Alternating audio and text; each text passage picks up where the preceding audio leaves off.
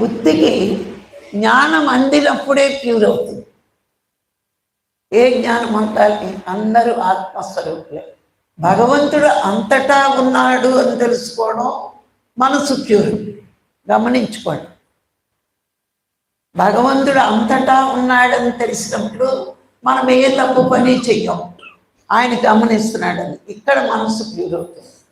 అందరూ ఆత్మస్వరూపులే అనే జ్ఞానం వచ్చిన రోజుని ఏ జీవిని హింస చెయ్యం. ఇది బుద్ధిలో ఉండాల్సిన జ్ఞానం. అర్థమైందా? అంటే అందుకని రెండు తేడా అనుకోకండి. మనసు ఎప్పుడు ప్యూర్ అవుతుంది? అంతటా ఉన్నవాడు భగవంతుడే.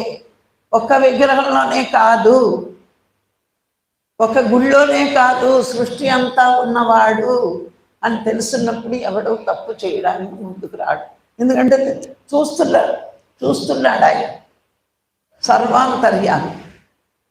అన్ని జీవుల్లోని భగవంతుడు ఉన్నాడు అని తెలుసుకున్నప్పుడు ఏ జీవిని చంపకూడదు, అంటే వేటేసే నేను తినేస్తా, ఈ నిర్ణయం బుద్ధిది.